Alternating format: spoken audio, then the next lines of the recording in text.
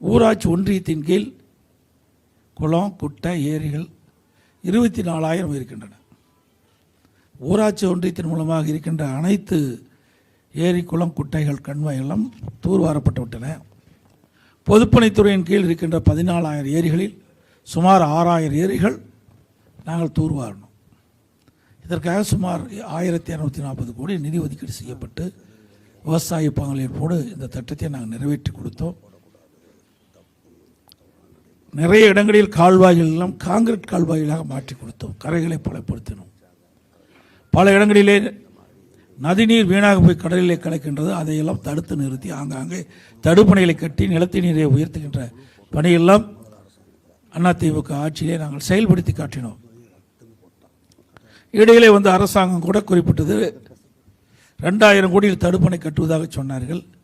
இதுவரை ஒரு 5-6 தடுப்பணைகளை மட்டும் அறிவித்து விட்டு எஞ்சி இது அனைத்தும் கிடப்பிலே போட்டு விட்டார்கள்.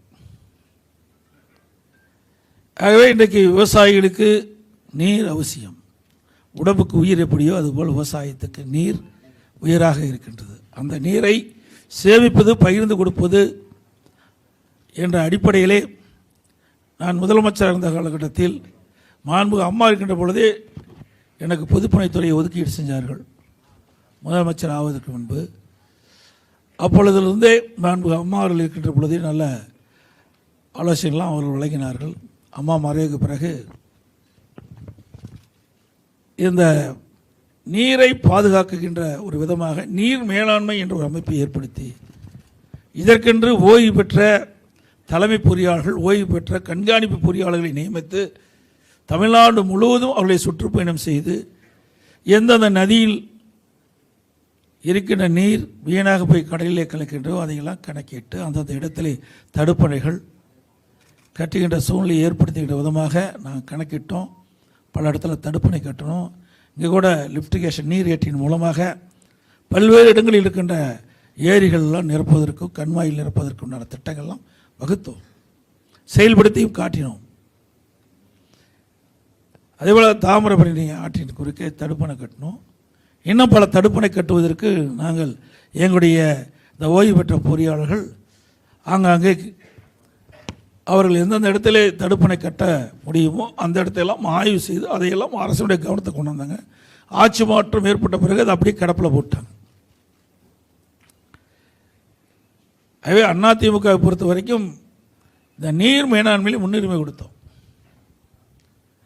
இது ஓய்வு பெற்ற பொறியாளர் நியமிப்பதற்கு காரணமே தலைமை பொறியாளர் அந்த பொறுப்புக்கு வருகின்ற பொழுது ஒரு வருஷம் 6 மாதத்துல ரிட்டையர் ஆயிடுவாங்க. கண்காணிப்பாளர் இந்த போஸ்ட்டுக்கு வரும்போது பார்த்தீங்கன்னா 1 வருஷத்துக்கு 1.5 வருஷத்துக்கு மேலே யாரும் இருக்க மாட்டாங்க.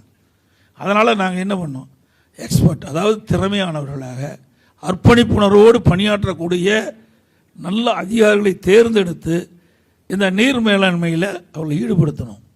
அதனால தான் பல இடத்துல நாங்கள் தடுப்பணை கட்டுகின்ற சூழ்நிலை உருவாக்கினோம். நதியின் குறுக்கே தடுப்பணை, ஓடையின் குறுக்கே தடுப்பணை, எங்கெங்கெல்லாம் நீர் சேமிக்க முடியுமோ அங்கெல்லாம் நீர் சேமிக்கக்கூடிய ஒரு சூழ்நிலையை நாங்கள் உருவாக்கினோம். அதை பற்றி தான் இங்கே சொன்னீங்க. அதோட கூட்டுறவு சங்கத்தை பற்றி சொன்னாங்க. இந்தியாவில் ஒரு 5 ஆண்டு திட்டத்தில் 2 முறை விவசாயிகள் தொடக்க வேளாண் கூட்டுறவு சங்கத்தில் வாங்கிய பயிர்க்கடன் தள்ளுபடி செய்த ஒரே அரசாங்கம் அதிமுக. விவசாயிகளுக்கு பல வழியிலே உதவி செஞ்சோம். விதை மானியம், உழவு மானியம், நடவு மானியம் நிறைய கொடுத்தோம். பயிர் காப்பீட்டு திட்டத்தில் இந்தியாவிலேயே அதிகமாக விவசாயிகளுக்கு பயிர் காப்பீட்டு திட்டத்தின் மூலமாக இழப்பீட்டு தொகையை பெற்று தந்த ஒரே அரசாங்கம் அதிமுக அரசாங்கம். சுமார் 12,000 கோடி வாங்கி கொடுத்தோம். அது மட்டும் இல்லாமல் இப்போ கூட சிபில் ஸ்கோர் அப்படின்னு ஒன்று கொண்டு வந்து எல்லா இடத்துலையும் நான் வந்து டெல்டா மாவட்டத்துக்கு போனேன். அங்கே இருக்கிற மாவட்ட விவசாய சங்கத்தை சேர்ந்த அத்தனை பேருமே தொடக்க வேளாண் கூட்டுறவுகளை கடன் பெற முடியலை, பல்வேறு ஆவணங்களை கேட்கின்றார்கள், கடன் கொடுப்பதில் தட்டி கழிக்கின்றார்கள், எங்களுக்கு சிரமமாக இருக்கின்றது கோரிக்கை வைத்துடனே பாரத பிரதமர் திருச்சிக்கு வந்தபோது என்னிடத்திலே வந்து டெல்லியில் இருக்கிற ரிசர்வ் பேங்க் தான் இந்த மாதிரி ஒரு விதியை விதித்து இந்த ஆவணங்கள்லாம் கேட்குறேன்ட்டு சொன்னாங்க. ஆனால் அவர்கிட்ட கொடுத்தோன்னா அடுத்த நாள் மாநில அரசாங்கம் வேணுமென்று திட்டமிட்டு விவசாயிகளுக்கு கொடுக்கின்ற கடனை அதை காலதாமதப்படுத்தி அந்த சூழ்நிலை உருவாக்கியது என்று பிறகு தெரிஞ்சு உடனே அடுத்த நாள் அவர்கள் ஜீவோ போட்டாங்க. இனி சிவில் ஸ்கோர் அதில் எந்த ஆவணத்தையும் தேவையில்லை. விவசாயிகள் ஏற்கனவே எப்படி பயிர்க்கடன்கள் பெற்றார்களோ அதை தொடர்ந்து பெறலாம் என்று அனைத்து கூட்டுறவு சங்கங்களுக்கும் சுற்றறிக்கை வெளியிட்டாங்க. ஏன்னா இந்த அரசாங்கத்தை பொறுத்த வரைக்கும் ஏறக்குறைய துபால் ஆகிட்டுது, பணம் இல்லை.